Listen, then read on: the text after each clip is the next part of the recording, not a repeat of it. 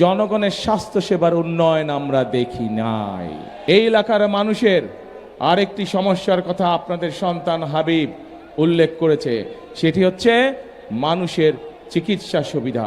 এখানে যেই হাসপাতালটি আছে এই হাসপাতালটিও কিন্তু দেশনেত্রী খালেদা জিয়া গতবার যখন দেশ পরিচালনার দায়িত্বে ছিলেন সেই সময় উনি হাসপাতালটা তৈরি করেছিলেন।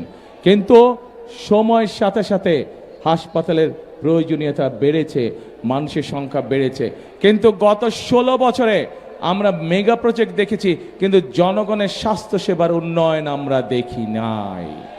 মেগা প্রজেক্টের নামে আমরা দুর্নীতি দেখেছি, মেগা দুর্নীতি। দেশ থেকে বছরে $16 বিলিয়ন পাচার হয়ে গিয়েছে, কিন্তু জনগণের স্বাস্থ্য সেবা বৃদ্ধি করার জন্য যে হাসপাতালের সুযোগ সুবিধা বৃদ্ধি হবে সেই কাজটি হয়নি জনগণের জন্য।